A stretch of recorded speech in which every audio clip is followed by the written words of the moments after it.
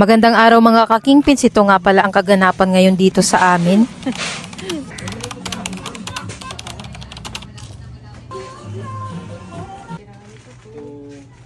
Ubos na nga dito mga ka-Kingpins ang stocks natin ng mga hiniwa na ginagawang calamares. Kaya ito si Mr. mga ka-Kingpins, naglabas na nga dito ng pusit na stocks natin dito sa freezer para mamaya ay mapalambot na at mahiwa na natin. Napakatigas pa naman ng pagka-frozen nito mga ka-Kingpins, kaya kailangan talaga na ibabad agad to sa madaming tubig. Nag-i-stocks nga tayo mga ka-Kingpins ng maraming pusit dito sa ating freezer nang sa gayon ay hindi tayo maubusan ng calamares. Inutusan din nga pala ngayong araw ni Mama si Bonsoy mga ka-Kingpins na bumili ng soft drinks na kanyang paninda. At ito yung mga bata mga ka-Kingpins, may training din sila ngayong araw kaya sumabay na sila papunta sa kanilang gym. Nilagyan nga dyan ng mga bata mga ka-Kingpins ang kahon ng upuan dito dahil sira-sira na nga at madumi na. Pinalinisan nga din pala natin ngayong araw mga ka-Kingpins dito sa pinagpaparkingan ng ating mga food. At dahil daanan to dito mga ka-Kingpins kaya hindi talaga maiwasan araw-araw na meron nga talagang mga kalat dito sa daan. Obligasyon talaga natin to dito mga ka-Kingpins sa palinisan dahil nasa labas nga to ng ating bahay. At kapag busy nga kami mga ka-Kingpins sa iba naming gawain ay nag-uutos na lang kami sa magwawalis at binabayaran na lang namin. Nang sa gayon mga ka-Kingpins ay mapanatili nga natin ang kalinisan lalo na nilulutong pagkain ng ating negosyo. Nakiusyoso din tayo dito mga ka-Kingpins sila kuya kung anong ginagawa nila. Heto nga nagluluto na sila mga ka-Kingpins ng kanilang produkto na di-deliver sa kanilang food cart. At ayan isaw nga mga ka-Kingpins ang kanilang niluluto. Alam nyo ba mga ka-Kingpins ito talaga ang isaw ang inaayawan lutuin ng aming kasamahan dito sa trabaho. Dahil nga madalas mga ka-Kingpins ay pumuputok nga ang mantika nito. Maganda ang kita dito sa isaw mga ka-Kingpins kaya hala pagtiyagaan nga nating lutuin. Sa katagalan nga nakakaluto natin mga ka-Kingpins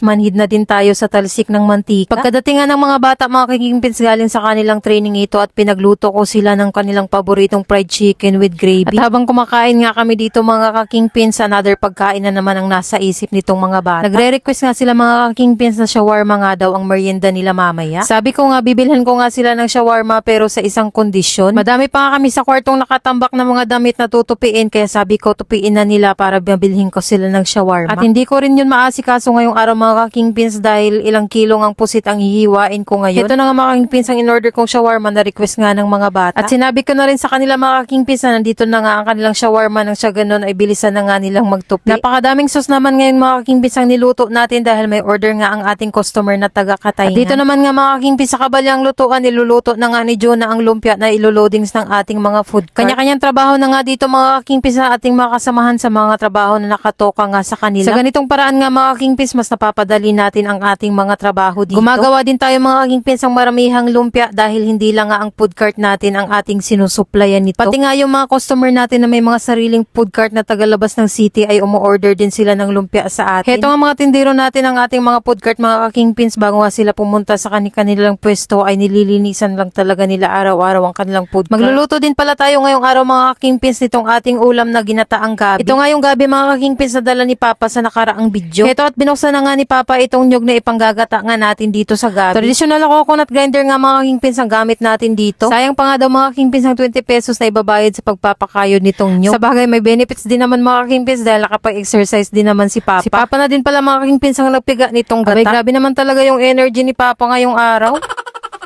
Heto at nilagay na nga natin dito mga ka-Kingpins itong gabi dito sa kawali at nilagyan na din natin yung pangalawang gata.